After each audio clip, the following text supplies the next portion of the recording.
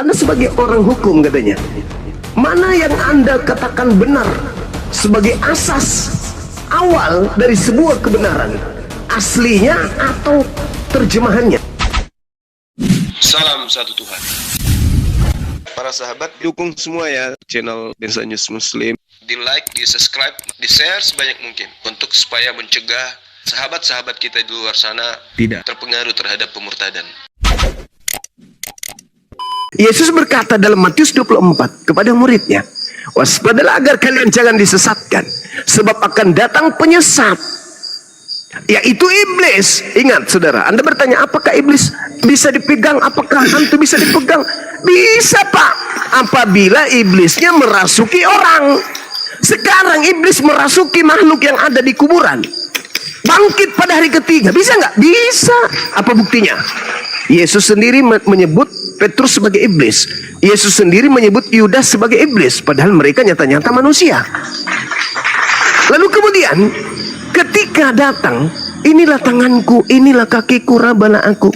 Loh, itu kan untuk membuktikan bahwa orang ini bukan hantu, bukan orang ini adalah Tuhan. Kan murid-muridnya mengira hantu, dan mereka tidak percaya itu Yesus. Mereka ragu, dia tidak yakin ini guru saya ini. Kenapa? Coba Anda lihat di dalam Lukas 24 nomor 9, 10, 11, 12. Apa yang terjadi di sana? Murid-murid tidak percaya dan mengatakan itu adalah omong kosong. Bahkan kalau Anda lihat di Markus 16 nomor 20, nomor 12 apa katanya? Yesus menampakkan diri dalam rupa yang lain. Anda baca dalam Matius 28 nomor 17, nomor 18, murid-muridnya ragu, tidak percaya kalau itu adalah gurunya. Kenapa? Karena gurunya tidak pernah mengajarkan dia akan keluar dari kubur. Ketika ditanya, guru apa tanda kedatanganmu? Apa kata Yesus? Aku datang dengan tanda di tengah langit. Aku akan tampil di tengah langit, bukan di tengah kuburan. Tanda untuk tampil di tengah kuburan itu Matius 12, untuk angkatan jahat. Untuk angkatan benar tampil di tengah langit. Jadi angkatan jahat diberi tanda, anak manusia tampil di tengah kuburan. Untuk angkatan benar, anak manusia akan tampil di tengah langit. Yang datang kepada Kristen, tanda apa? Yang bangkit di tengah kuburan, berarti angkatan jahat. Itu fakta. Nah, sekarang muncul pertanyaan saya sekali lagi. Ketika Yesus mengatakan, waspadalah kepada iblis yang datang kepadamu memakai namaku dan berkata, akulah Mesias, akulah Kristus, dia akan menyesatkan banyak orang. Pertanyaan saya, berhasil tidak iblis datang memakai nama Yesus menyesatkan banyak orang? Kalau berhasil, mana banyak orang pengikut Kristus yang adalah iblis itu? Apa nama gelar mereka? Kalau tidak berhasil, berarti nubuat Yesus adalah dusta. Dengan kata lain, Yesus pembohong. Mana yang Anda pilih? Berhasil, iblis menyesatkan banyak orang dalam nama Yesus Kristus, atau Yesus itu adalah pembohong besar? Silakan. Baik. Yang pertama ya, ilalahin. Sekarang kita lihat ya, teman-teman semua. Apakah Yesus Mesias atau hamba Tuhan atau Immanuel atau juru selamat yang dinantikan oleh kaum Yahudi? Dia itu adalah hamba itu, apakah dia di luar daripada Allah ataukah tidak? Mari kita buktikan. Yesaya 43 ayat yang ke-10. Ini berbicara apakah yang diutus sebagai seorang hamba itu, apakah dia di luar daripada Allah ataukah dia adalah Allah itu sendiri. Sekarang kita lihat, saya baca ya. Kamu inilah saksi-saksiku, demikianlah firman Tuhan. Dan hambaku, ini hamba ya, hambaku yang telah kupilih, supaya kamu tahu dan percaya kepadaku dan mengerti bahwa aku tetap dia. Ingat, hamba yang kupilih itu bahwa aku tetap dia. Siapakah aku tetap dia? Hamba itu adalah dia itu sendiri. Yesaya 43 ayat yang ke-10. Jadi hamba itu bukan merujuk kepada ilah lain, Bang Suma. Bukan merujuk kepada suatu nabi yang datang. Allah itu sendiri, hambaku yang kupilih itu, aku tetap dia. Kita harus mengerti itu. Yesaya 43 ayat yang ke-10 ya. Itu Tuhan Allah mengatakan dengan sendiri bahwa hambaku. Inilah yang kita tidak paham tentang siapakah itu hamba. Kadang kita mengatakan bahwa hamba itu adalah di luar daripada Allah. Hamba yang menderita itu adalah utusan seorang nabi. Apa yang dikatakan di sini dijelaskan oleh Tuhan Allah sendiri kepada Nabi Yesaya. Lihat hambaku yang kupilih dan aku tetap dia dan tidak ada Allah lain.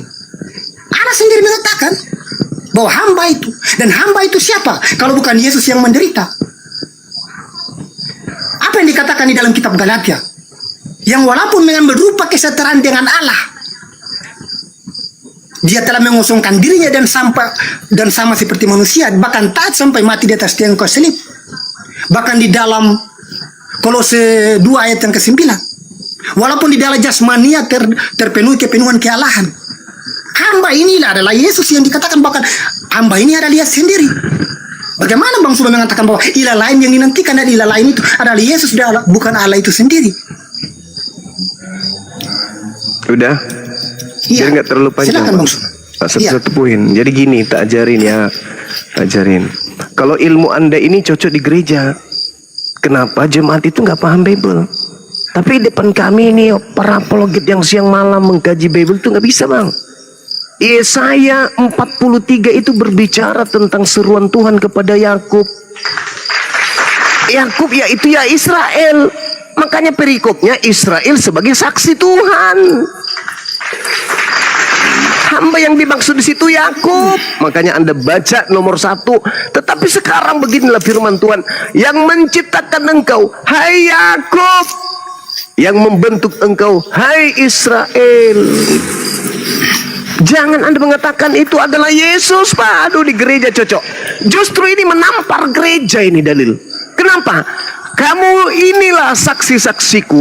Demikianlah firman Tuhan. Dan hambaku yang telah kupilih. Siapa? Yakub. Supaya kamu tahu dan percaya kepadaku dan mengerti bahwa aku tetap dia. Dia siapa? Eloah Abraham. Sebelum aku tidak ada ilah dibentuk, dan sesudah aku tidak akan ada lagi ilah yang dibentuk. Jadi ilah yang dibentuk menjadi daging itu ilah baru. Itu bukan aku. Tidak ada ilah yang dibentuk setelah aku. Lalu Kristen muncul, yang dibentuk menjadi daging itu ilah. Ilah baru, agnostos theos, dewa Athena. Jadi Kristen itu, Pak, Saudara Jimmy, menyembah dewa Athena dalam nama Kristus Yesus. Anda harus jeli melihat data itu.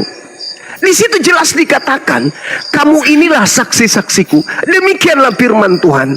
Dan hambaku yang telah kupilih. Al-Quran surah Ali Imran. Ini ma'akum, aku bersama dengan Israel, aku bersama dengan Bani Yakub.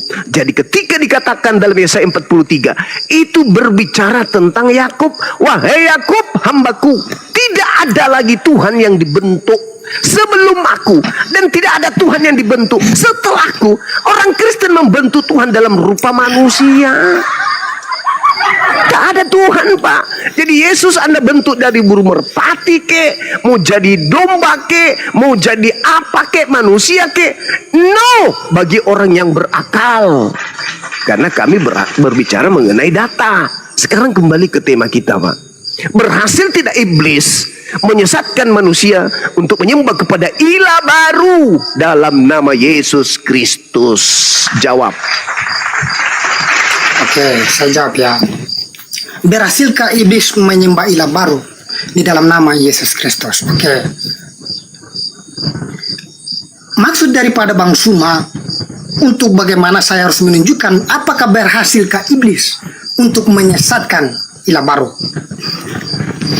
Siapakah ilah baru di sini yang dimaksudkan oleh Bang Suma? Apakah Paulus? Apakah Yesus? Apakah para murid? Nubuatan Bang Suma. Apakah nubuatan ini sudah digenapi?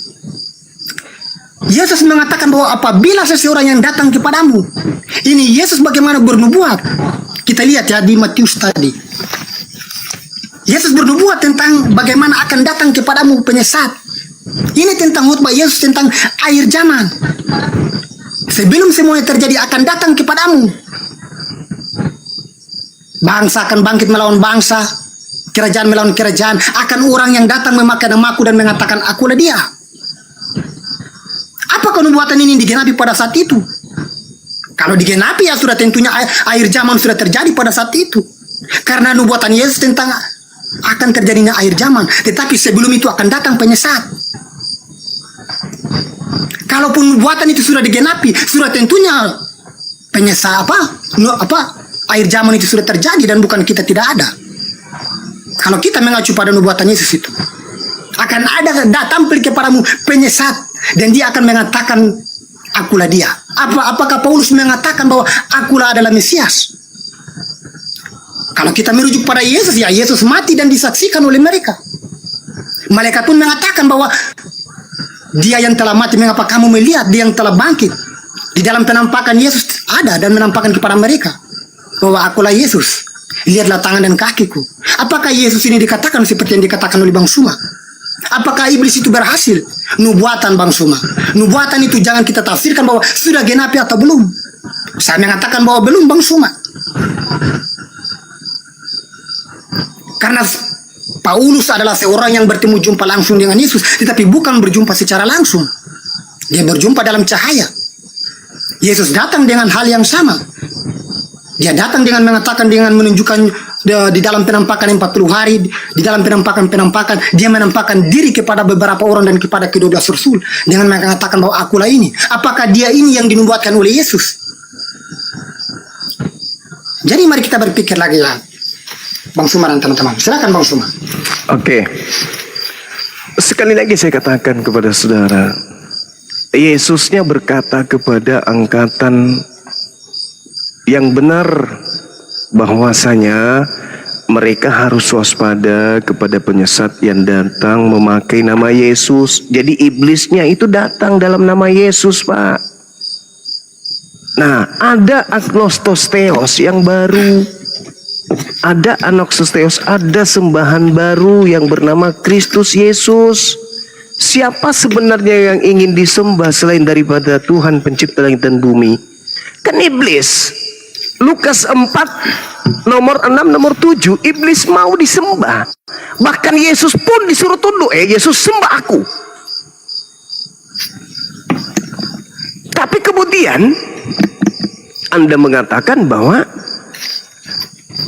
ilah baru, Yesus itu bukan ilah baru. Kata siapa? Orang Yahudi tidak pernah menyembah yang namanya Yesus. Paulus yang memperkenalkan menyembah kepada Yesus, ilah baru.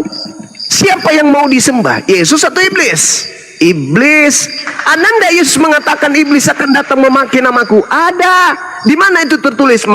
Matius 24 nomor 4 nomor 5, nomor 23 24, Lukas 21 nomor 8. Yesus mengatakan iblis datang memakai namaku. Untuk apa? Untuk menyesatkan banyak orang. Anda mengatakan akhir zaman. Kok akhir zaman, Pak? Murid-muridnya harus kedatangan orang yang mengaku memakai nama Kristus Yesus. Paulus sampai ke barat, sampai ke Athena, memakai nama siapa? Nama Yesus Kristus. Waspadalah kepada penyesat yang datang kepadamu memakai namaku. Paulus datang memakai nama Yesus. Aku rasulnya Yesus loh. Menulis surat dari Rasul Paulus oleh Tuhan kita Yesus Kristus. Jedar.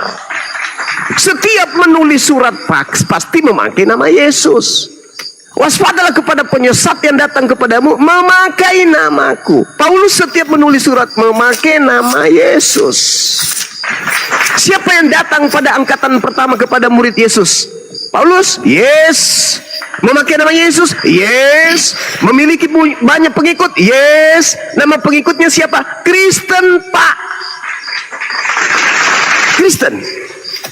Dalam Kisah Para Rasul 9 nomor 22, di situ Lukas asisten Paulus menyebut bahwa Paulus itu adalah Kristus. Di dalam 1 Korintus 11 nomor 1, Paulus di sana mengaku kalau dirinya adalah Kristus. Di dalam 1 Korintus 12 nomor 27, Paulus di situ juga mengaku sebagai Kristus. Dan di dalam Galatia 3 nomor 27, Paulus menyebut pengikutnya Kristen itu sebagai Kristus juga. Dan di dalam Roma 16 nomor 7, Paulus juga mengaku sebagai Kristus.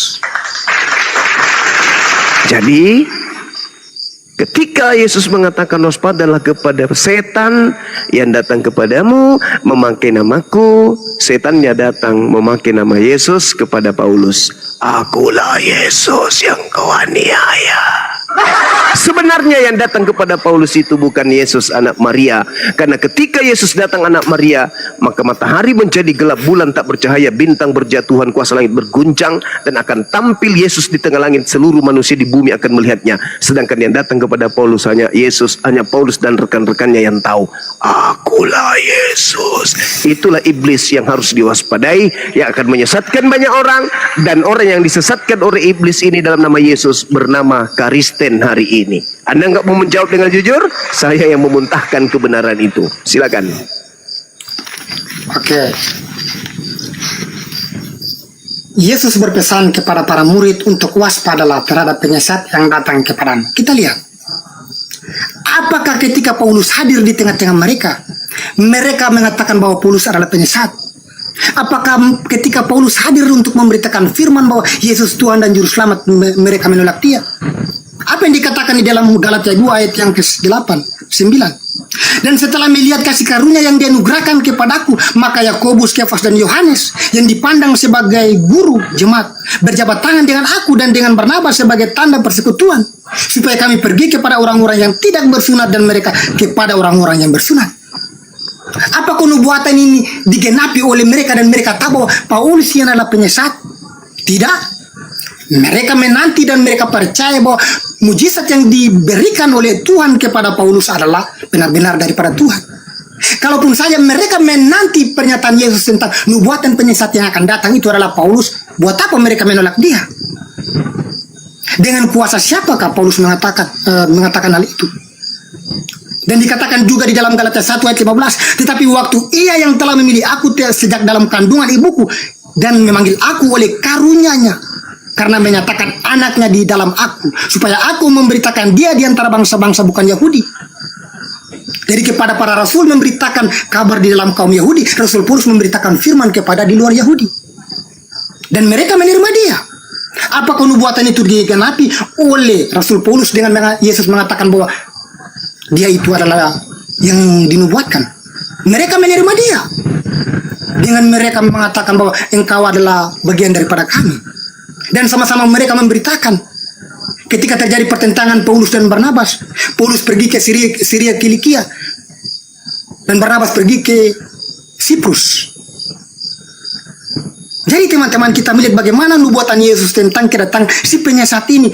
Apakah ketika dia hadir di tengah-tengah para rasul dan pada saat Paulus ada di tengah-tengah mereka, mereka mengatakan bahwa nubuatan Yesus telah digenapi oleh Rasul Paulus, apakah dia itu penyesat? Tidak. Mereka menerima dia. Kisah Galatia 2 ayat 9 tadi.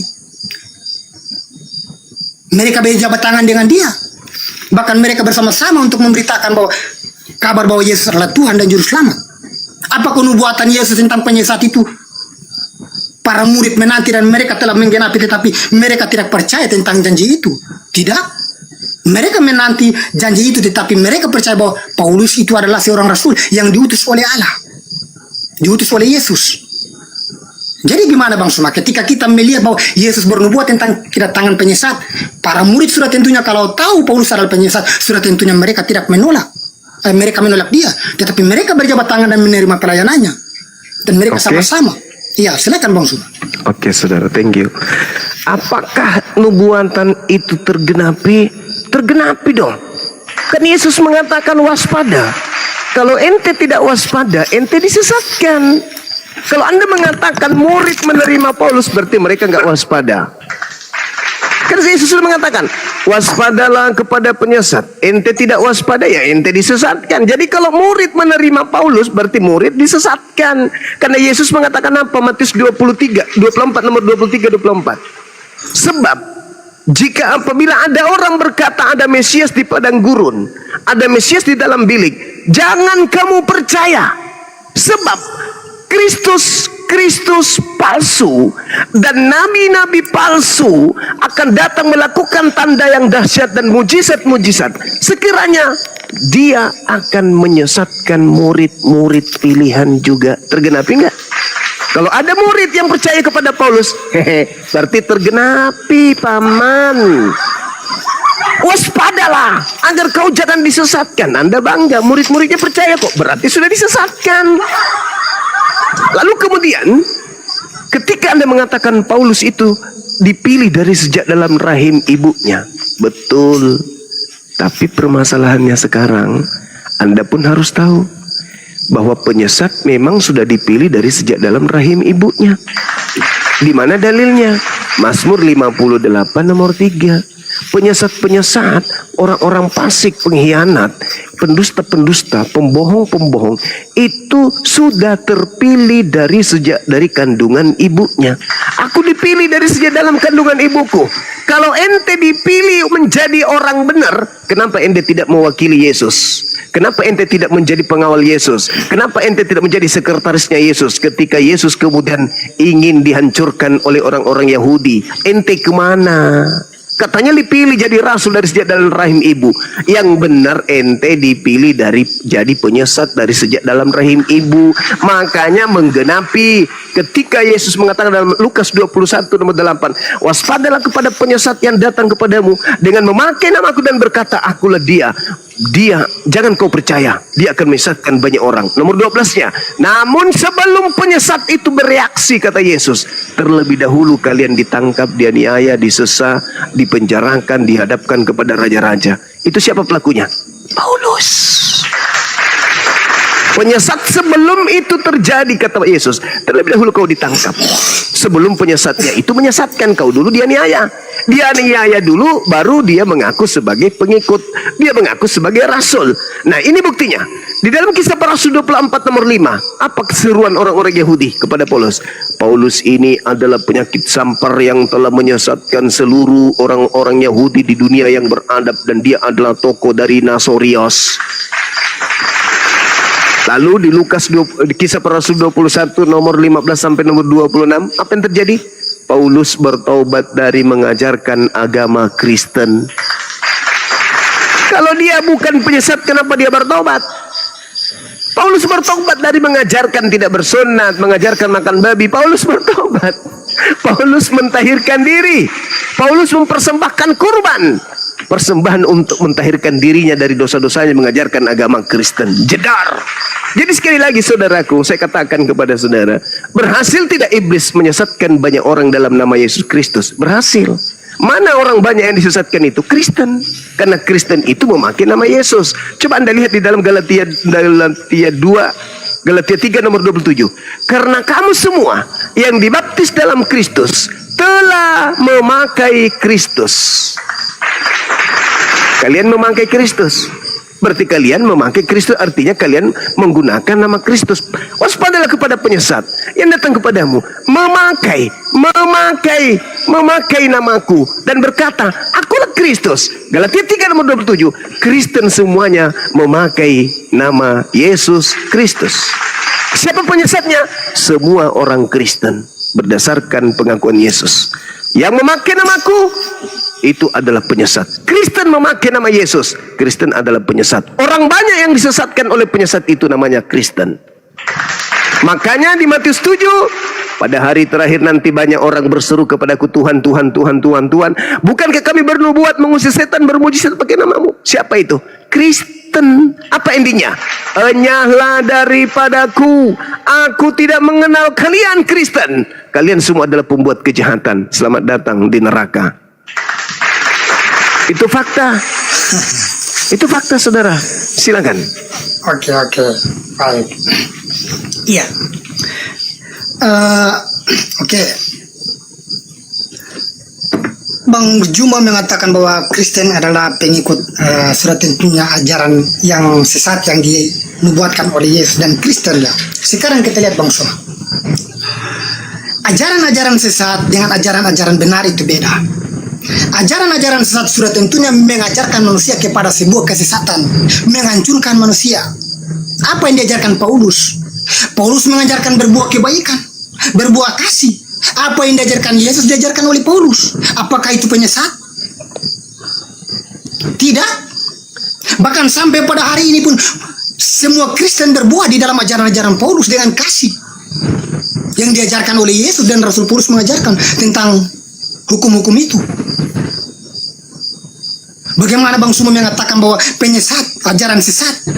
Sudah tentunya ajaran sesat itu menyesatkan banyak orang dan membuat manusia itu akan menderita. Tetapi tidak. Buah pemberitaan Paulus, Kristen itu berbuah di dalam Tuhan dengan kasih, ajaran-ajaran kasih dan sukacita. Dengan buah-buah roh yang diberikan oleh Tuhan kepada Rasul Paulus, diajarkan. Dan Kristen berbuah dengan hal itu.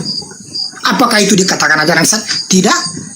Kalaupun ajaran Paulus itu adalah ajaran sesat, sudah tentunya Kristen itu adalah sesuatu kesesatan, saling membunuh. Tetapi ajaran yang diajarkan Paulus adalah sebuah kebenaran.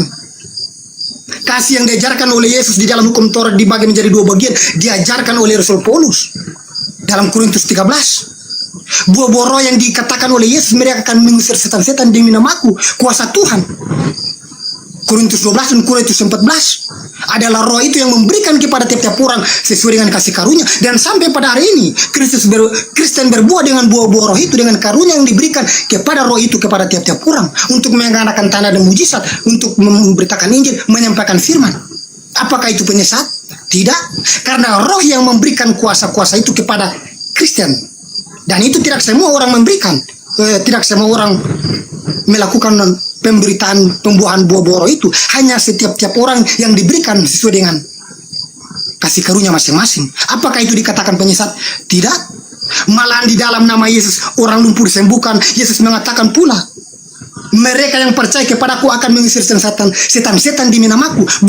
Bukankah itu pembuahan daripada Roh Kudus? Ketika terjadi Pentakosta, apa yang dikerjakan oleh Roh Allah? Para murid mengadakan tanda-tanda dan mujizat dengan menggunakan kuasa Allah, dengan roh Allah. Sampai pada hari ini roh yang sama memberikan kepada tiap-tiap orang untuk melakukan perintah dan karunia tersebut. Dan Kristen melakukan hal itu, memberitakan firman, mengadakan tanda dan mujizat. Apakah itu disebut penyesat? Tidak. Semua yang diajarkan Paulus berbuah kebaikan karena bersumber daripada Yesus. Dan kuasa-kuasa daripada Yesus itu, roh Allah itulah yang diberikan kepada kekristenan. Dan itu jelas nyata sampai pada hari ini. Dan Rasul Paulus pun mengatakan bahwa Allah telah mengurniakan hidup kekal di dalam anaknya, dan siapa percaya kepada anak, dia mempunyai hidup yang kekal. Nah, jadi kita berpikir lagi Bang Suma, ketika Bang Suma mengatakan bahwa Paulus adalah nabi palsu, rasul palsu, surat tentunya ya ajaran-ajaran sesat itulah yang dinikmati oleh kekristenan. Tetapi tidak, Kristen justru berbuah di dalam pemberitaan buah Paulus, di dalam kasih, di dalam karunia-karunia roh, dan Kristen menikmati sampai pada hari ini. Apakah itu salah? Kasih yang diajarkan Yesus, diajarkan Paulus. Kristen berbuah di dalam kasih yang diajarkan Yesus dan berbuah di dalam ajaran Paulus tentang kasih. Paulus menderita, dia direla, dia niaya, di fitnah, bahkan dibunuh. Dia tidak pernah mementingkan harta, itulah Paulus. Jadi kita berpikir lagi Bang Suma, kita berpikir lagi tentang pernyataan Yesus tentang waspadalah, tentang yang akan datang kepadamu penyesat-penyesat itu. Oke. Ya, jadi gini saudara, Anda cerminannya kemudian Paulus mengajarkan kasih, mengajarkan kebaikan. Sama seperti iblis. Iblis juga begitu. Ketika datang kepada Adam, iblis itu wow, indah kali ajarannya. Kamu kalau memakan buah pengetahuan baik dan buruk, kau akan mengetahui, kau akan hidup kekal. Iblis begitu tuh. Tapi apa endingnya? Diusir dari surga. Begitu juga kalian. Paulus bagus, baik. Endingnya, hanyalah daripadaku kalian semua adalah pembuat kejahatan. Itu endingnya tuh. Siapa yang memanggil Yesus? Tuhan Kristen. Bernubuat, mengusir setan, bermujizat pakai namanya siapa? Kristen. Endingnya apa? Diusir kan? Sedangkan ketika Anda ingin menggunakan akal, membandingkan antara ajaran Paulus, Yesus berkata di dalam Matius 5 nomor 19. Karena itu, siapa yang meniadakan salah satu perintah hukum Taurat, sekalipun yang paling kecil, lalu mengajarkan kepada orang lain demikian halnya, maka dia akan menduduki tempat terhina dalam kerajaan langit, alias neraka. Paulus mengajarkan menjalankan hukum Taurat enggak?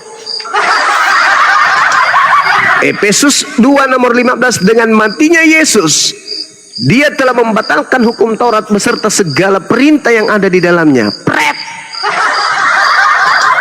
Galatia 2 nomor 16. Tidak ada orang yang dapat dibenarkan karena melakukan hukum Taurat. Pret. Nomor 21. Jika engkau mengharapkan ada kebenaran dalam hukum Taurat, maka sia-sialah kematian Yesus. Pret. Dan apa kata Yesus? Begitu juga sebaliknya. Barang siapa yang melakukan hukum Taurat dan mengajarkan segala perintah-perintah yang ada dalam hukum Taurat, maka dia akan menduduki tempat yang tertinggi di dalam kerajaan surga. Jadi kalau ada orang Kristen mengajarkan orang lain untuk menjadi Kristen, orang itu bukan mengasihi. Orang itu sedang membinasakan orang. Kenapa? Karena Yesus mengatakan, kalau kau mengajarkan orang lain untuk meniadakan hukum Taurat dan mengajak kepada orang lain meskipun yang paling terkecil, kau akan menempati tempat terhina dalam kerajaan langit, alias kau akan ke neraka. Tetapi kalau kau melakukan hukum Taurat dan mengajarkan kepada orang lain juga melakukan hukum Taurat, maka engkau akan menempati tempat tertinggi. Sekarang pertanyaannya, Paulus mengajarkan melakukan hukum Taurat gak? Tidak. Paulus mengajarkan orang lain untuk meniadakan hukum Taurat? Yes. Berarti Paulus mengajak orang lain menempati tempat mana? Neraka. Apa bedanya dengan iblis? Iblis juga begitu. Iblis tak peduli. Yang penting banyak pengikut. Mau neraka kek, mau apa kek, yang penting banyak pengikut. Itulah Paulus. Itulah Paulus. Menggantikan segala perintah-perintah Tuhan dengan perintahnya. Ingat, Efesus 2 nomor 15. Apakah itu firman Tuhan? Bukan, itu perkataan Paulus itu sendiri. Paulus membatalkan seluruh perintah Tuhan. Lalu Paulus mengarang perintah sendiri. Bahkan Paulus mengarang kalau dia adalah Bapa yang ada di dalam Yesus itu sendiri. Coba, bahkan Paulus mengaku bahwa dirinya adalah Kristus itu sendiri. Bahkan Paulus mengatakan murid-muridnya juga adalah Kristus itu sendiri. Bagaimana mungkin mau selamat dari ajaran seperti itu? Coba, ketika saya berkata, berhasil tidak? Iblis menyesatkan banyak orang. Berhasil. Dalam nama Yesus, berhasil. Siapa iblisnya? Yang datang kepada Paulus. Siapa nabi palsunya? Paulus. Siapa pengikutnya? Kristen. Ke neraka enggak? Ke neraka. Datang enggak kemudian Paulus ke murid-murid Yesus? Datang. Mengaku enggak dia bertemu dengan Yesus? Mengaku. Jadi apabila ada orang berkata ada Mesias di sini, ada Mesias di sana, jangan kau percaya. Mengaku enggak Paulus bahwa ada Mesias di padang gurun? Mengaku. Perintah Yesus percaya atau jangan percaya? Jangan percaya. Orang Yahudi percaya enggak? Enggak. Terus kenapa mereka percaya? Karena Paulus bukan ke Yahudi. Paulus ke Romawi Yunani. Kenapa Romawi Yunani percaya? Karena pada dasarnya, jangankan Yesus, di dalam Kisah Para Rasul 14, nomor 10, 11, 12, Paulus sendiri dianggap dewa Hermes oleh mereka. Apalagi Yesus. Jadi ajaran Paulus tidak dipercaya oleh Yahudi, tapi ajaran Paulus dipercaya oleh para penyembah-penyembah dewa agnostos theos. Siapa yang mengajarkan agama Kristen? Yahudi atau para penyembah agnostos theos? Belanda, penyembah agnostos theos yang mengajarkan Kristen di Indonesia. Portugal yang datang ke Indonesia yang mengajarkan kemudian menyembah kepada agnostos theos dalam nama Yesus. Ada enggak orang Yahudi datang berbondong-bondong ke Indonesia mengajarkan tentang kekristenan? Tidak ada. Bahkan orang Yahudi meludahi orang Kristen. Kenapa? Karena orang Kristen menyembah kepada agama pagan, ajaran menyembah kepada paganisme, berhala. Jadi saudara, sekali lagi saya katakan, jangan saudara tegar tengkuk. Kebenaran itu harus diakui sebagai sebuah kebenaran. Kata Yesus, barang siapa yang meniadakan hukum Taurat meskipun yang paling terkecil, maka dia akan menempati tempat neraka. Dan barang siapa yang melakukan hukum Taurat dan segala perintah yang ada di dalamnya dan mengajarkan kepada orang lain, maka dia akan menempati tempat tertinggi. Paulus bagaimana? Mengajarkan menjalankan hukum Taurat? Tidak. Tidak sama sekali. Jangan kau menyangka bahwa hukum Taurat itu ada kebenaran. Tak ada kebenaran. Yang sekarang yang benar adalah Kristus. Dulu yang kuanggap benar itu adalah sekarang kuanggap sampah, tinja. Jadi hukum Taurat, setelah Paulus kedatangan Yesus palsu, Paulus menganggap hukum Tuhan itu sebagai tinja, kotoran. Nah, sekarang Kristen berpihak di mana? Ke Paulus. Dia akan menyesatkan banyak orang. Banyak orang itu mana yang disesatkan? Kristen. Sekira kita sudah sampai di penghujung, saudara Jimmy. Saya menyampaikan apa yang tertulis di dalam kitab saudara. Karena kalau saya menggunakan Al-Quran, Anda tidak akan percaya. Al-Quran saya dalam surah Al-Araf, Allah subhanahu wa ta'ala menjelaskan bahwasanya, Ya Bani Adam, La yaftinannakum syaitan kama akhraja abawaikum minal jannah. Wahai anak keturunan Adam, janganlah engkau sekali-kali tertipu oleh setan sebagaimana setan telah menipu kedua orang tuamu sehingga setan berhasil mengeluarkan mereka dari surga. Lalu kemudian ayat selanjutnya Allah subhanahu wa ta'ala mengatakan, Farikan hada, sebagian dari keturunan Adam mendapatkan petunjuk karena menggunakan akal, wa farikan haqqa alaihimud dalalah, dan sebagian lainnya pantas sesat karena mereka tak menggunakan akal. Innahu muttakhazus syayatin awliya min dunillah, sebab mereka menjadikan iblis sebagai pelindung selain daripada Allah. Wa yahsabu annahu muhtadun, mereka mengira bahwa mereka mendapatkan petunjuk, padahal sesungguhnya tidak sama sekali. Itu terakhir dari saya, saudara. Silakan Anda renungkan. Mudah-mudahan saya tanggapi diskusi dulu Bang kita. Sumaya. Nanti Silakan. saya tanggapi terakhir juga ya. Saya tanggapi Silakan. Oke. Yang pertama tentang Bang Suma mengatakan bahwa Paulus tidak mengajarkan hukum Taurat. Roma 7 ayat 7, apa yang dikatakan di sana? Oleh hukum Tauratlah aku mengenal dosa. Paulus mengatakan. Roma 7 ayat 12. Perintah itu kudus, hukum Taurat itu kudus, baik dan sempurna. Paulus mengajarkan kepada jemaat di Roma. Roma 13 ayat 10. Roma 8 ayat 10 sampai 13. Apa yang dikatakan di sana? Janganlah kamu berhutang apapun terhadap siapapun juga, tetapi hendaklah kamu saling mengasihi. Sebab barang siapa sudah mengasihi, dia sudah memenuhi hukum Taurat. Karena firman jangan membunuh, jangan mencuri, jangan memfitnah. Kasihilah sesama manusia seperti dirimu sendiri. Kasih tidak berbuat jahat terhadap sesama, karena kasih adalah kegenapan hukum Taurat. Paulus mengajarkan. Tadi Bang Suma mengatakan bahwa Paulus tidak mengajarkan hukum Taurat. Tidak, Paulus mengajarkan hukum Taurat. Kasih adalah kegenapan hukum Taurat. Paulus mengajarkan. Yang berikut tentang Efesus 2 nomor 15. Kita lihat apa yang dimaksudkan Paulus di sana. Yang pertama, Paulus diutus kepada bangsa-bangsa di luar non-Yahudi. Galatia 1 ayat 16. Bukan kepada bangsa Yahudi. Nah, kepada bangsa di luar non-Yahudi inilah Paulus mengatakan kepada jemaat di Efesus di dalam Efesus 2 nomor 15. Dengan matinya di kayu salib telah membatalkan hukum Taurat. Apa yang dimaksudkan di sana? Kita bahas dulu di ayat-ayat sebelumnya. Apa hukum seremonial yang dikatakan di sana? Tentang sunat dan korban penebusan salah. Apa yang menjadi tembok pemisah di sana? Apa yang menjadi perseteruan di sana? Sehingga Paulus mengatakan hal demikian. Bangsa Yahudi bolehlah mengatakan sunat dan mengadakan korban penebusan salah. Tetapi yang intinya bahwa Yesus yang darahnya tertumpah itu mempersatukan kaum di Efesus bahkan semua dengan kaum Yahudi. Yaitu inti dari pembelajaran Paulus. Mempersatukan di dalam Kristus. Jadi kita harus lihat dulu tembok pemisah dan perseteruan. Di dalam Efesus 5 tadi, di mana bangsa Yahudi mengklaim bahwa di luar daripada kaum Yahudi tidak bisa mendapatkan keselamatan karena mereka tidak termasuk orang-orang pilihan. Makanya Rasul Paulus dengan mengajarkan jemaat di Efesus dengan mengatakan hal demikian. Hukum seremonial yang dibatalkan oleh Yesus Kristus, sebagaimana korban persembahan yang dilakukan oleh kaum bangsa Yahudi. Tetapi bukan Paulus membatalkan. Malah dia mengajarkan kepada jemaat di Efesus bahwa silakan kaum Yahudi melakukan hal itu, tetapi yang menjadi tembok pemersatu, yang menjadi persatukan di dalam Kristus ialah dengan darah Yesus yang diajarkan oleh Paulus dimaksudkan di situ. Jadi bagaimana Paulus mempersatukan jemaat di Efesus dengan kaum Yahudi dengan mengadakan tembok pemisah dan perseteruan itulah karena sunat dan persembahkan kurban. Ya itulah yang menjadi tembok pemisah. Sehingga Paulus mengatakan hal demikian. Dengan matinya di kayu salib yang telah membatalkan hukum-hukum seremonial itu dengan segala ketentuannya. Tetapi bukan berarti Paulus melarang kaum Yahudi jangan melakukan. Tidak. Dia hanya memperingatkan kaum di Efesus bahwa itu punya kaum Yahudi. Tetapi kamu dipersatukan dengan mereka dengan jalan percaya kepada Yesus. Itu yang diajarkan Rasul Paulus di dalam Efesus 2 nomor 15. Jadi itu Bang Suma. Terima kasih Bang Suma. Mungkin itu saja yang saya sampaikan di saat ini.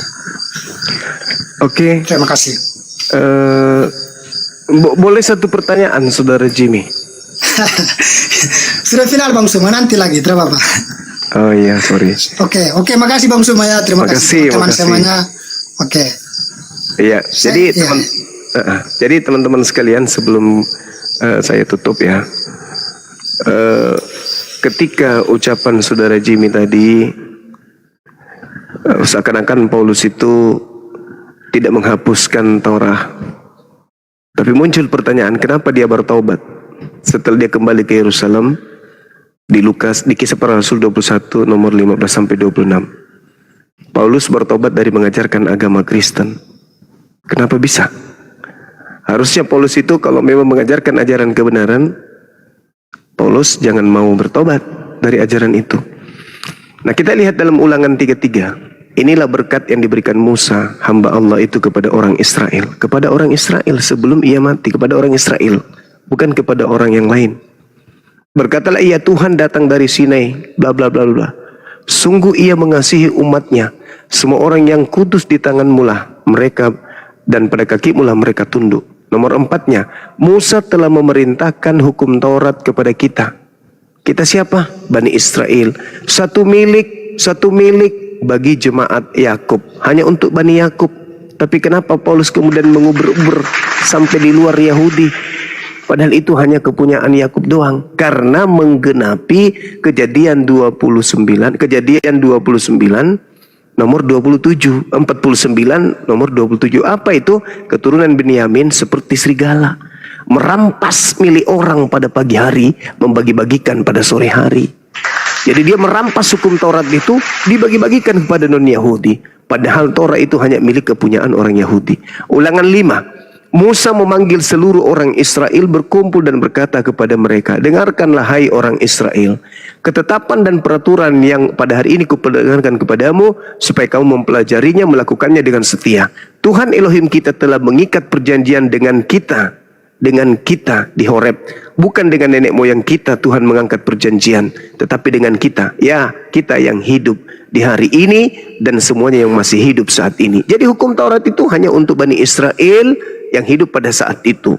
Nah, kalau ada orang mengajarkan Paulus, dia datang mau kasih itu sudah digenapi, kami ini ada penganut Taurat. Dari mana ke mana kalian penganut Taurat?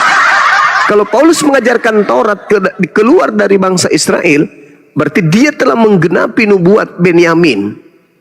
Dan dia mengaku aku adalah anak Benyamin, keturunan Benyamin. Sedangkan keturunan Benyamin itu serigala. Berarti ketika dia mengajarkan hukum Taurat kepada Kristen, justru Paulus ini terbukti serigala itu. Di dalam Filipi 3 nomor 5 Paulus mengaku, aku adalah keturunan Benyamin. Apa nubuat Benyamin dari Yakub? Benyamin berperilaku serigala. Apakah serigala itu baik? Apakah Paulus mengajarkan untuk mengikuti serigala? Tidak, justru Yesus mengatakan, waspadalah kepada serigala yang datang kepadamu menyamar domba. Jadi kalau Anda mengatakan Paulus mengajarkan Taurat kepada non-Yahudi, Kristen mengaku juga penganut Taurat, orang Kristen menjalankan Taurat, itulah bukti bahwa serigala sedang beraksi.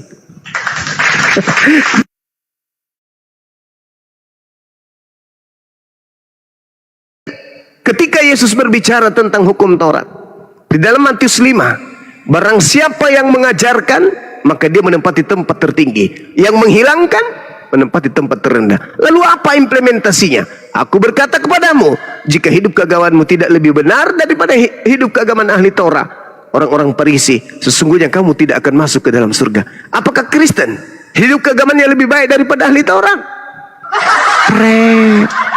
Sekali lagi Bang Suma. Yesus mengatakan, kamu telah mendengar yang difirmankan kepada nenek moyang kita. Nenek moyang kita loh, bukan kepada Kristen. Jangan membunuh. Jangan membunuh. Barang siapa yang membunuh harus dihukum. Tetapi aku Yesus berkata kepadamu.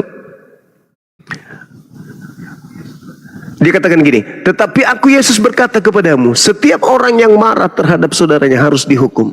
Marah saja harus dihukum. Siapa yang membunuh harus dihukum. Siapa yang membunuh harus dihukum, kata Yesus. Itu jelas itu. Siapa yang marah kepada saudaranya harus dihukum. Siapa yang berkata kepada saudaranya kafir harus dihadapkan kepada mahkamah agama. Siapa yang berkata jahil harus diserahkan ke dalam neraka yang menyala-nyala. Terus Anda mengatakan bahwa Yesus membatalkan hukum Torah? Tidak. Justru Yesus itu mengatakan harus lebih baik. Harus lebih baik. Sebab itu, jikalau engkau mempersembahkan persembahanmu di atas mezbah. Tuh, Yesus mengatakan persembahan di atas mezbah. Berarti Yesus mengajarkan mempersembahkan binatang.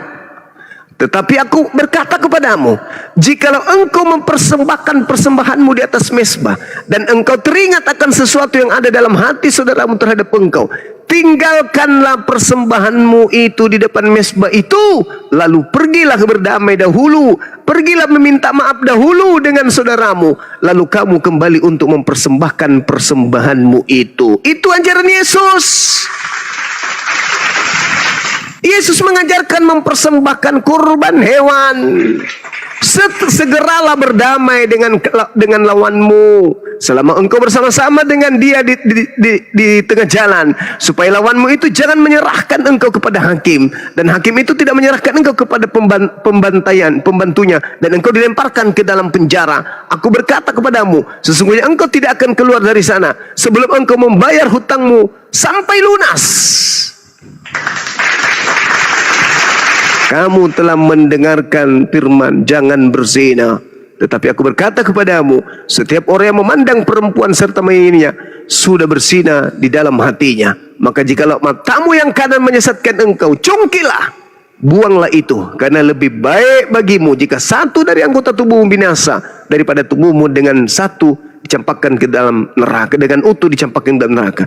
Dan jika tanganmu yang menyesatkan engkau, penggallah, buanglah itu. Karena lebih baik satu tangan dari anggotamu hilang binasa daripada tubuhmu dengan utuh dimasukkan ke dalam api neraka. Dan firman-Nya juga, siapa yang menceraikan istrinya harus memberi surat cerai kepadanya.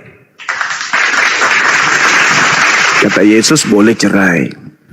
Jadi saudara, kata Yesus, jikalau hidup keberagamaanmu tidak lebih baik dari kehidupan keagamaan orang Yahudi, ahli Taurat, maka engkau tidak akan masuk ke dalam kerajaan surga. Dan Yesus uraikan, apa itu lebih baik? Diuraikan Yesus tuh. Nah, terkait dengan kasihi. Sebelum sampai kepada pengasihan, Yesus lebih dulu apa? Di data nomor 21-nya. Kamu telah mendengar yang difirmankan oleh Tuhan kepada nenek moyang kita, jangan membunuh. Nah, Yesus mengajarkan apa? Jangan membunuh. Barang siapa yang membunuh harus dibunuh. Dan kalau dia ingin mempersembahkan kurban hewan, sebelum dia mempersembahkan kurban hewan, sebelum dia membunuh tersebut, maka dia harus pergi ke saudara-saudara yang minta maaf dulu sebelum dia mempersembahkan kurbannya. Setelah dia minta maaf kepada orang-orang, barulah dia mempersembahkan korban binatang. Makanya dalam Matius 8 nomor 4, Yesus berkata begini, perlihatkanlah dirimu kepada imam, berikanlah persembahan yang diperintahkan Nabi Musa kepadamu. Apa itu? Binatang, domba, kambing, sapi, lembu. Tidak pernah Yesus mengajarkan mempersembahkan manusia. Itu yang perlu saudara kemudian pahami. Kemudian terakhir, ketika orang-orang Kristen ini selalu mengatakan kasihilah musuhmu, kasihilah musuhmu, kasihilah musuhmu, ajaran kasihi musuhmu itu adalah implementasi yang kelima.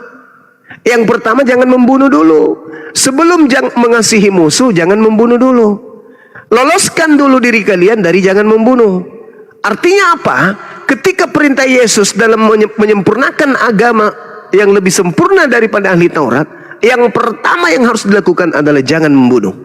Berarti jangan jadi Kristen. Karena Kristen itu berdiri di atas pembunuhan terhadap Yesus. Jangan membunuh artinya jangan kau bunuh aku. Kapan kau membunuh aku, kau tidak akan selamat. Jika kau membunuh aku, agamamu tidak akan lebih baik dari ahli Taurat. Itu. Dan Anda boleh baca Matius 5 dari data nomor 20 sampai kepada data nomor 48. Karena itu haruslah kamu sempurna, sama seperti Bapakmu yang di surga adalah sempurna. Bagaimana caranya sempurna? Kurbannya kurban hewan. Sebelum persembahkan kurban hewan, minta maaf dulu kepada orang-orang yang pernah kita melakukan kesalahan. Jangan kau berzina. Maksudnya la taqrabu zina, bukan hanya berzina. Siapa yang mengingini dalam hatinya, maka dia sudah berzina. Itu artinya jangan kau mendekati zina. Itu yang sempurna. Kemudian apalagi? Jangan kau bersaksi dusta. Itu Yesus semua uraikan tuh. Jadi data Matius 5 nomor 20 sampai nomor 48 itu uraiannya agama yang lebih baik daripada ahli Taurat. Dan kalau Anda membaca dengan teliti dari data nomor 21 sampai nomor 48, ternyata Yesus mengajarkan untuk menjadi Muslim, bukan menjadi Kristen. Karena tangga pertama jangan membunuh. Di Kristen yang dibunuh bukan Isa. Tapi kalau di Islam yang dibunuh bukan Isa. Kalau di Kristen yang dibunuh Yesus. Berarti dari tangga pertama aja sudah gagal total. Bagaimana mungkin Kristen lebih baik daripada ahli Taurat, sedangkan Kristen melegalkan pembunuhan terhadap Yesus, bahkan berkongko-kongko, bahkan tidak terima kalau Yesus tidak dibunuh. Padahal Yesus mengatakan tangga pertama untuk lebih baik dari ahli Taurat, jangan membunuh. Artinya jangankan membunuh, berpikir untuk membunuh Yesus saja jangan, apalagi membunuhnya, apalagi mengimaninya. Dibunuh untuk dosa-dosa kalian. Sekira begitu, sahabat-sahabat sekalian, silakan diambil alih. Semoga apa yang saya sampaikan bisa mendapat nilai ibadah di sisi Allah, khususnya kepada saya dan juga teman-teman yang mendengarkan. Demikian.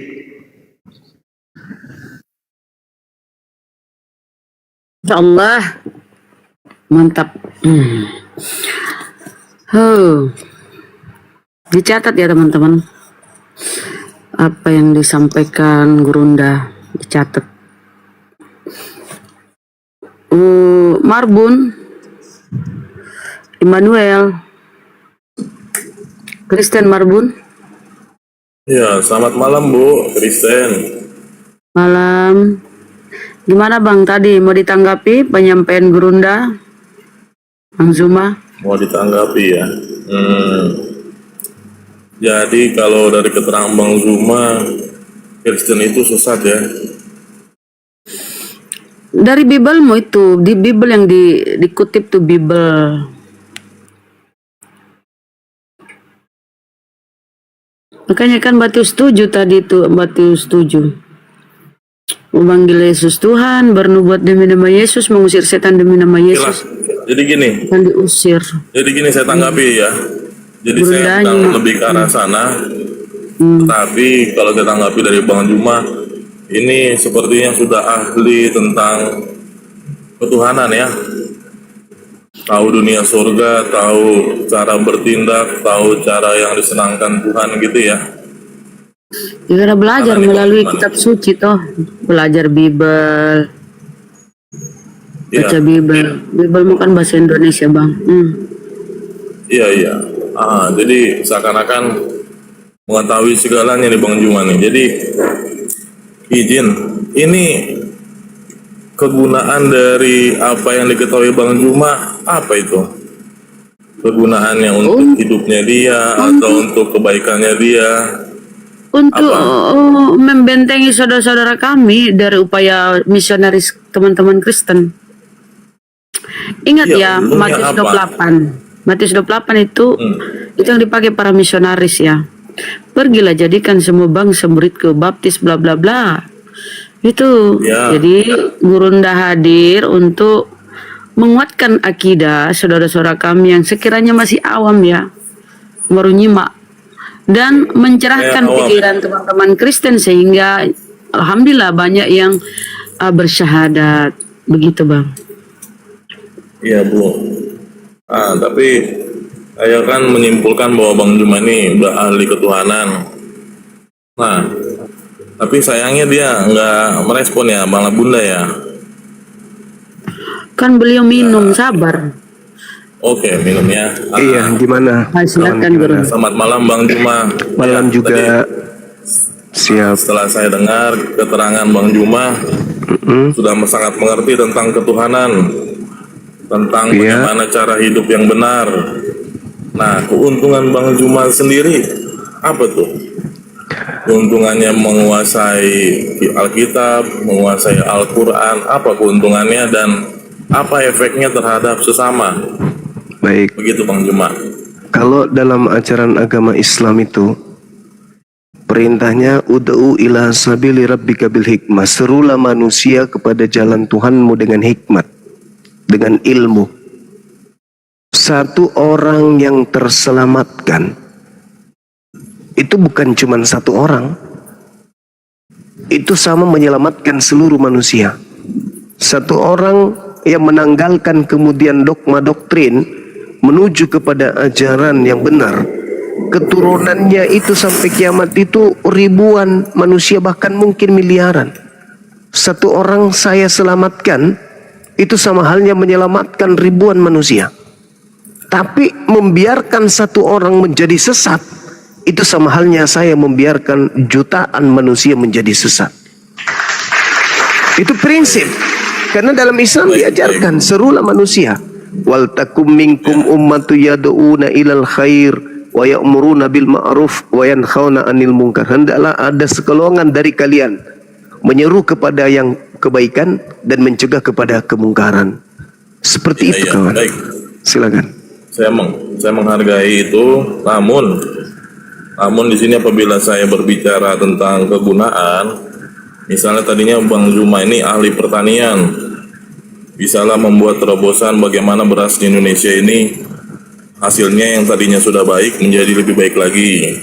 Atau Bang Zuma ini teknik mesin, bisa membuat pesawat tempur yang lebih baik lagi dari yang sudah baik, kan begitu ya. Itu efeknya maksudnya. Karena dari kita mengetahui Al-Quran dan Alkitab, tetap aja lapar, harus tetap kerja, tetap harus berkarya, ya kan gitu. Itu yang pertama.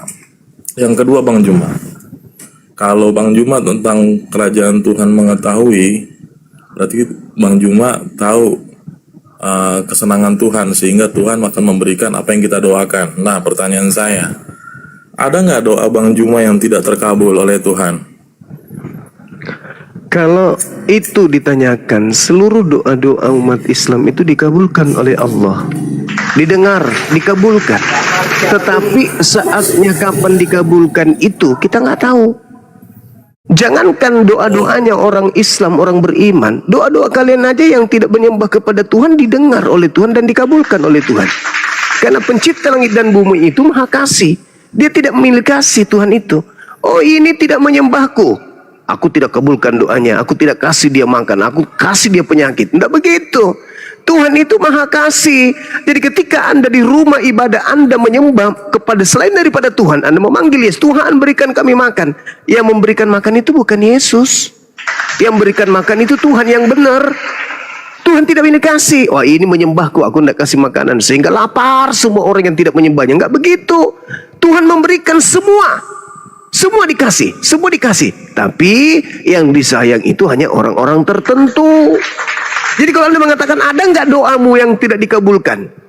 Bukan tidak dikabulkan, Bung, tetapi belum dikabulkan. Ingat, orang beriman ketika berdoa, lantas kemudian doanya itu tidak dikabulkan di bumi, maka doanya itu menjadi amal kebaikan. Kenapa? Dia berdoa kepada Allah yang benar, Tuhan yang benar, berarti dia beriman kepada Tuhan tersebut. Maka imannya dalam berdoa itulah yang akan menjadi amalan soleh. Maka doa-doa umat Islam, jangan katakan doanya tidak dikabulkan. Seluruh doa umat Islam itu dikabulkan.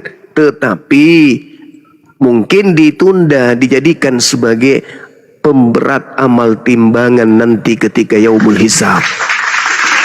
Loh, kok bisa amalku tinggi, berat amal kebajikanku kok berat, padahal amalanku kurang. Oh ternyata pengharapanku ketika aku sakit aku mengeluh kepada Allah, ketika aku kekurangan aku mengeluh kepada Allah, aku minta kepada Allah. Ternyata permohonanku itu adalah cerminan penghambaanku terhadap dirinya. Maka doa-doaku yang baik kepada Allah yang tidak dikabulkan itu rupa-rupanya menjadi pemberat timbangan. Jadi doa akan dikabulkan. Kalau tidak dikabulkan di bumi, maka dikabulkan di akhirat sebagai pemberat timbangan amal soleh. Karena hanya kepada Allah kita meminta. Ketika kita meminta kepada Allah, itu amalan soleh. Nah, makanya dalam Al-Quran surat At-Taghabun ayat 9 dikatakan bahwa orang-orang beriman yang selalu berdoa kepada aku, dosa-dosanya akan kuhapuskan dan aku akan masukkan ke dalam surga, kekal di dalamnya. Itu jelas tuh dalam Al-Quran. Silakan. Iya, baik Pak Juma. Jadi saya petik Pak Juma ini ada sedikit menjelaskan tentang surga ya. Tapi kita pastikan ya, itu hanya keimanan kita, tapi kita pastikan kita sama-sama belum pernah ke sana ya. Iya. Ya, jadi misalnya tidak dikabulkan di bumi, misalnya kita minta mobil, tapi mobil itu bukan untuk gaya, tapi untuk transportasi pekerjaan kita, namun tidak dikabulkan juga oleh Tuhan, dikarenakan sesuatu hal, ataupun dikarenakan Tuhan tidak berkehendak, itu nanti akan dikasih mobil di surga gitu ya. Tapi Sebagai pemberat amal timbangan kebaikan. Iya, jadi bukannya namanya udah kehendak Tuhan lah, atau kuasa Tuhan untuk mengabulkan doa kita, gitu ya Pak. Nah, itu yang kedua. Oke, yang kedua itu sudah. Berarti yang ketiga nih Pak Juma. Tadi Pak Juma bilang bahwa Paulus itu adalah Kristus di Roma berapa Pak? Kristennya yang Kristus. Kristennya yang Kristus. Enggak, tadi Paulus Terus menyatakan kemudian dirinya di Kristus. Roma 16 Roma 16 ayat berapa Pak? nomor 7. Roma 16 nomor 7. Ya, Salam kepada Andronikus dan Yunias, saudara-saudaraku sebangsa yang pernah dipenjarakan bersama-sama dengan aku, yaitu orang-orang yang terpandang di antara para rasul dan yang telah menjadi Kristen sebelum aku. Nah, ini kan tidak ada pengakuan Paulus kepada Paulus tentang dirinya Kristus ya Pak ya. Tapi Anda tadi Bapak menggunakan menyebutkan ini. Anda menggunakan terjemah. Di dalam bahasa aslinya kata Kristen itu nggak ada. Original teksnya di situ bukan Kristianos, tetapi Kristus.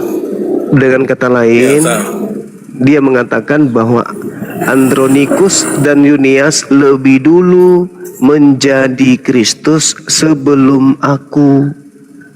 Berarti aku juga adalah Kristus. Ya, jadi kan yang saya pegang ini adalah Alkitab Pak, karena saya negaranya negara Indonesia. Oh. Bangsa-bangsa Indonesia. Ya. Pak Juma, kita sama-sama bangsa Indonesia ya.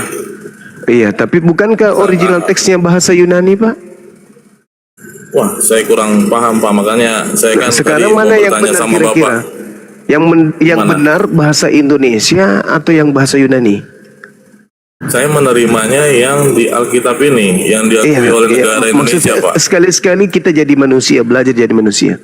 Pertanyaan saya, yang benar yang mana Pak? Yang bahasa Yunani atau yang bahasa Indonesia? Saya sama sekali nggak pernah belajar bahasa Yunani Pak. Ya, tapi bahasa Yunaninya sudah Anda tahu bahwa di situ tertulis Kristus, bukan Kristen. Saya nggak tahu bahasa Yunani. Sekarang saya sampaikan. Anda kan bertanya sama saya. Jadi jawaban saya, saudaraku, Anda ditipu oleh Lembaga Bible Indonesia dengan cara menerjemahkan kata Kristus dengan kata Kristen. Jadi, padahal bahasa Yunani Kristus. Jadi begini Pak Juma, itu yang mau saya terangkan kepada Bapak. Dikarenakan saya kan juga legal ya Pak ya. Legal, jadi apabila Bapak menyatakan hal ini adalah tipuan, hal ini tidak benar, Bapak coba mumpung masih muda, saya hanya menyarankan ya. Jadi Bapak buatkan buku penerbitnya Juma. Nah, dari buku tersebut Bapak daftarkan hak patennya di Kemenkumham. Itu di AHU. Nanti AHU itu nanti administrasi hukum umum. Nanti Bapak di situ akan mendapatkan hak paten. Ini kita berbicara mengenai keyakinan, Bung. Al-Quran saya sudah mempar kitab. Dengar dulu. Iya. Dengar. Al-Quran saya sudah memberikan legalitas itu. Al-Quran surah Al-Baqarah ayat 79. Fawailul lilladzina yaktubuna al-kitaba biaydihim tsumma yaquluna hadza min indillah. Bible Kristen itu adalah karangan dari tangan manusia biasa. Ngapain lagi saya harus mengarang buku sementara kitab suci saya sudah mengatakan itu? Nah, apa buktinya? Karangan manusia. Sabar dulu. Apa buktinya? Itu yang duduk di lembaga Bible itu kan manusia-manusia tuh. Apakah mereka nabi? Apakah mereka itu rasul? Dia manusia biasa. Apa misinya? Untuk mengkristenkan orang yang kemudian mau percaya terhadap karangan mereka. Sekarang orang terpelajar itu, Anda sebagai orang hukum katanya, Mana yang Anda katakan benar sebagai asas awal dari sebuah kebenaran? Aslinya atau terjemahannya? Coba. Jangan Anda menipu ilmu yang Anda pelajari di kampus. Coba. Mana yang betul? Aslinya atau terjemahannya? Tunggu Bang Juma sebentar ya.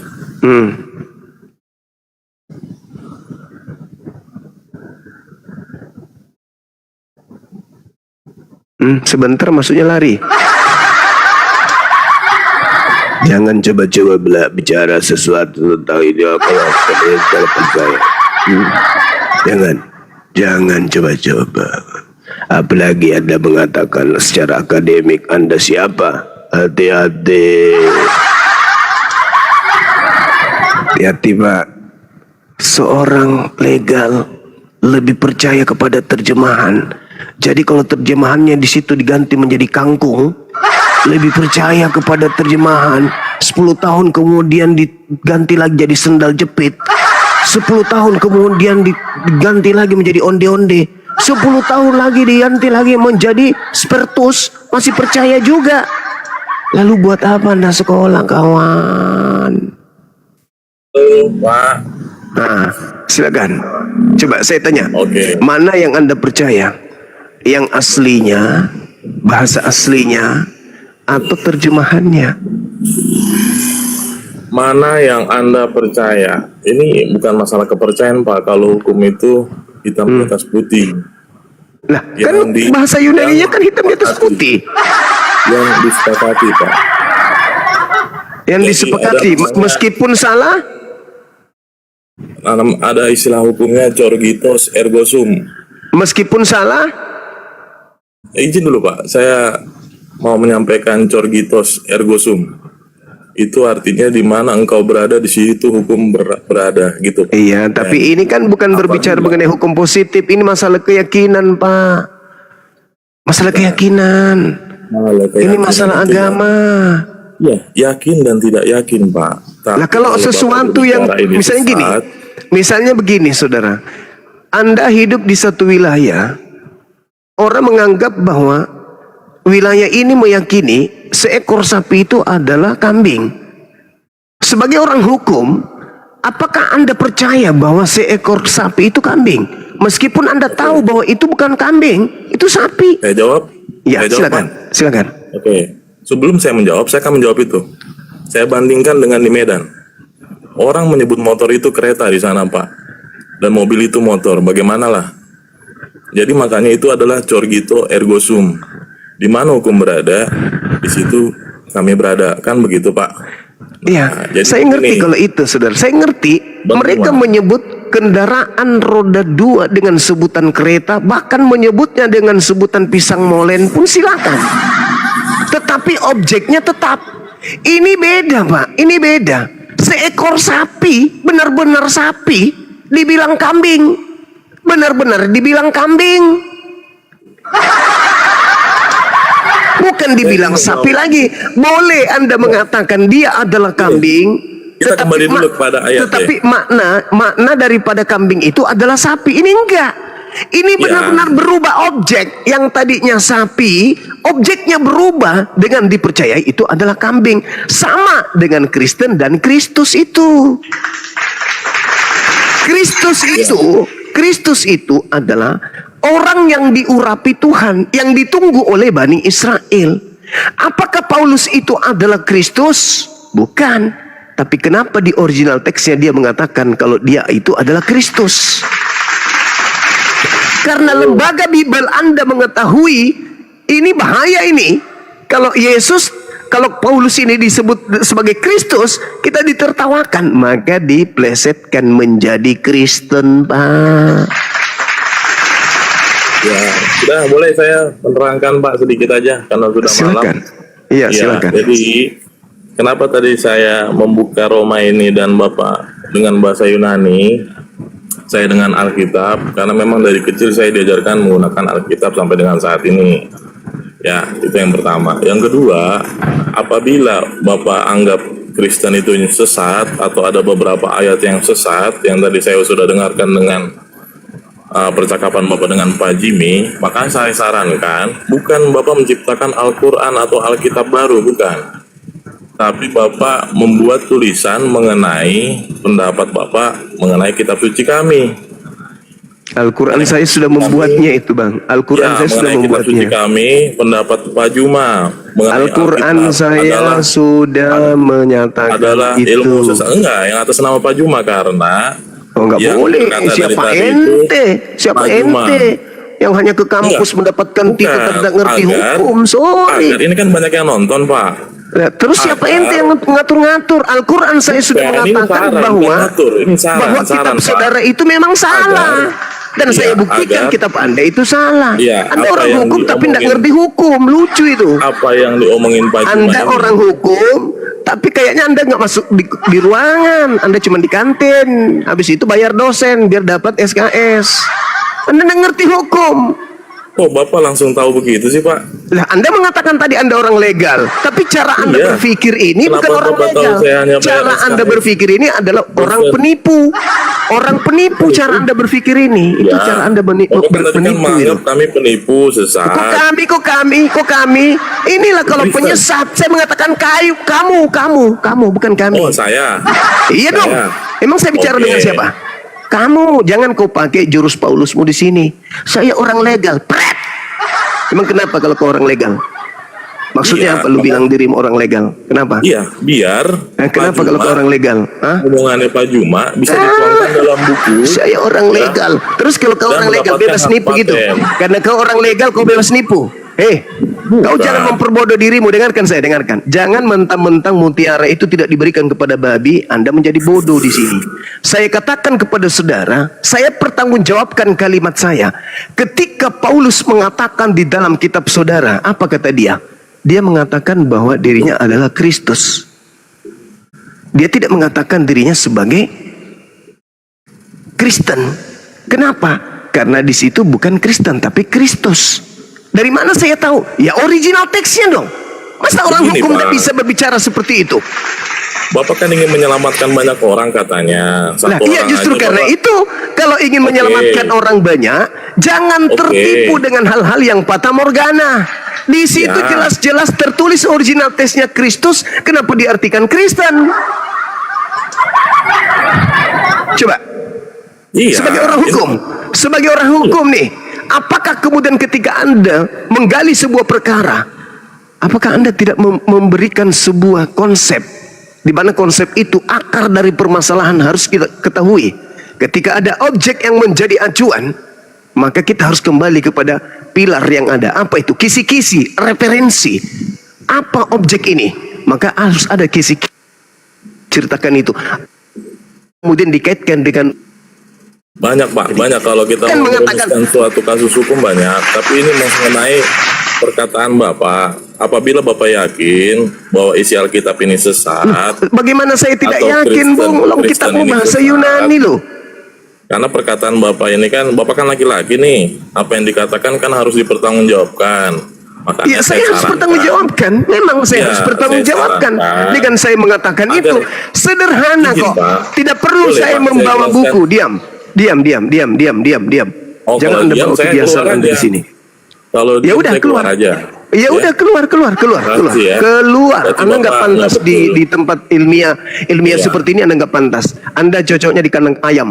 Jangan di sini. Bagaimana saya tidak mengatakan saya pertanggungjawabkan diri saya? Anda mau lari ke jalur hukum, saya tinggal bawakan original teksnya, selesai kan? Apa yang dikatakan original teksnya dalam kitab saudara itu kan jelas tuh. Kairestiste ton anreneko kaitin launia tosik negenes mokai tis simpan silau fresh mau oi apo oi itan pilaksimenoi mau oi opo oi ainai epinois mektakseton apostolon kai oi apoi oi egenan kristoi prin apomena. Anda suruh saya bikin buku, pret. Kau tinggal baca original teks kitabmu. Di situ Kristion atau Kristianos atau Kristus. Yang tertulis di situ adalah Kristus. Kenapa pula saya harus bikin buku? Dasar bahlul. Jangan memperbodoh diri. Bahasa Indonesia itu dalam kitabmu itu aslinya Yunani. Tinggal Anda baca manuskrip tertua di kitab saudara itu tertulis opo. Terus Anda mengatakan kami. Wah, kau ingin menjebak. Pret. Dasar pengikut Paulus. Ingin menjebak, ini orang legal. Terus ketika saya katakan you sebagai orang legal, kenapa Anda itu begitu kamu? Sorry Bung, sorry. Loncatan berpikirmu masih di bawah. Kau masih perlu banyak belajar. Hadapi saya itu masih perlu banyak belajar. Loncatan berpikirmu masih masih kayak bekicot lari. Masih di bawah garis kemiskinan. Iya, masih rendah kawan. Jangan ku katakan ilegal. Saya ini juga dosen. Saya mengajar juga anak-anak hukum. Jangan lu pikir cuma lu yang orang legal. Saya nggak dipilih jadi area manager kalau saya nggak ngerti hukum. Nggak jadi direktur utama saya kalau saya nggak mengerti hukum. Gak usah kau ngancam-ngancam. Ini ya orang legal. Anda harus bikin buku. Tinggal kau baca bahasa Yunaninya, original teksmu. Jangan kau perbodoh diri. Ya, kau baca original teks kita, kau akan sampai kepada kebenaran. Anda kan bertanya, di mana Paulus mengaku Kristus? Andronikus menjadi Kristus sebelum aku. Berarti aku ini siapa? Belum lagi kalau kita bercerita 1 Korintus 11 nomor 1. Kisah para 9 nomor 22. Belum lagi Galatia 3:27. Jangankan Paulus, Kristen-Kristen pun disebut sebagai oknum yang memakai Kristus. Memakai Kristus. Bukan polisi memakai seragam polisi. Apa itu namanya? Polisi gadungan, polisi palsu. Bukan TNI memakai seragam TNI. Apa itu namanya? TNI gadungan. Bukan Kristus memakai Kristus. Apa itu namanya? Kristus palsu. Dan itu dibuat suratnya oleh Paulus Galatia 3 nomor 27. Sakit gak? Sakit. Bagaimana? Hitam-hitam, putih-putih. Kalau Anda nih saya katakan, kalau Anda siapa yang kasih duit, meskipun hitam, Anda katakan putih. Kalau Anda ya, bukan semuanya. Anda khusus Anda tadi. Siapa yang kasih Anda duit, yang hitam pun bisa jadi putih. Yang putih bisa jadi kuning. Yang kuning bisa Anda makan.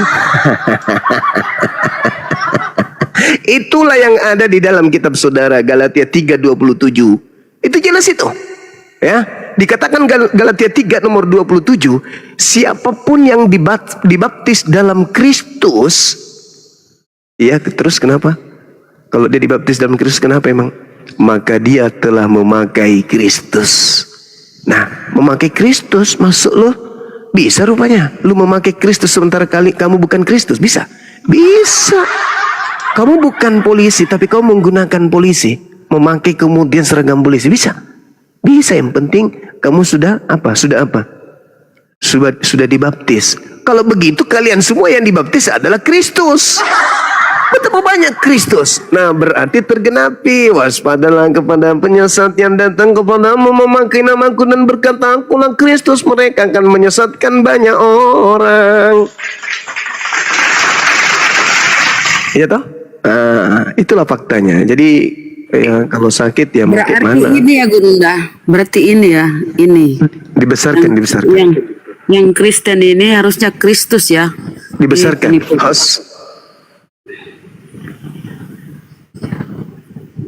Besarin Ya, Bang Kristen. Dedi. Coba Kristen di situ apa? Coba dibesarkan. Kristus Gurunda. Kristus. Apa itu coba kentaran enggak? Kristus, oh mama lala. Penipu bener ya terjemahan. Inilah mereka kalau tidak mau belajar originalnya itu Kristus ya. Kristus artinya yang diurapi, jadi Paulus pun Kristus. Nah, di terjemahannya dia taruh Kristen. Oh mama bener-bener. Hai, coba tekan sekali lagi Bun. Ini Gurunda ini kan. Iya. Iya mah Kristus. Mazolang generasi. Kristus kan? Kristus. Iya. Sekarang buka Lukas 2 nomor 11 Bunda. Tolong. Lukas 2:11. Ingat ya teman-teman, tulisannya tadi Kristos. Kristos.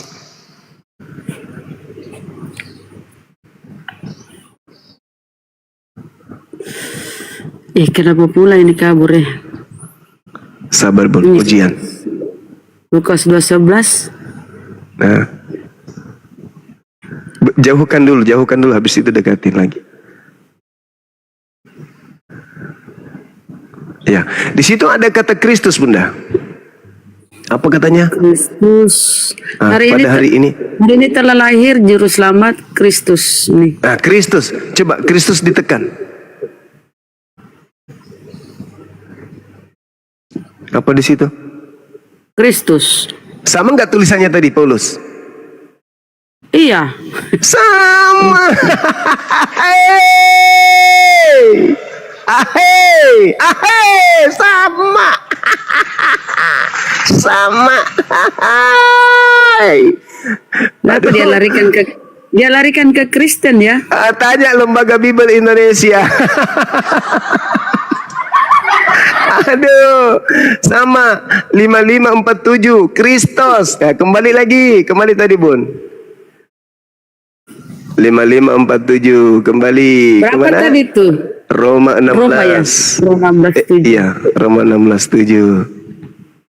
Ahai, masolang generasi.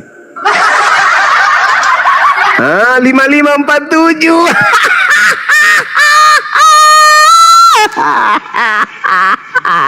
Allahu Akbar. Allahu Akbar. Itu tertawa kemenangan teman-teman. Apa? Kristus. Kristus itu. Coba diterjemahkan Bun. Jadi Kristus dibaca lengkap. Bun. Ya, itu.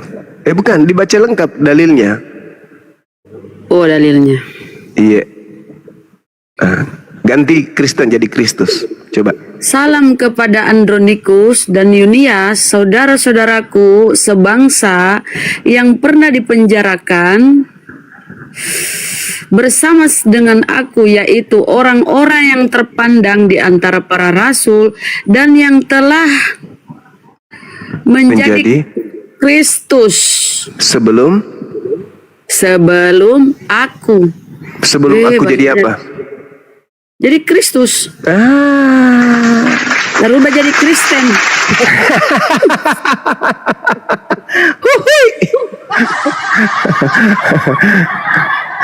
Kasihan Allah. Tadi itu marah-marah, dia belum belajar ya, dia nggak mau, masa bodoh dia ya. Iya, karena dia merasa orang legal, tahu. Wah. Orang legal tahu benda. Bukan orang legal, dia tuh pakar hukum.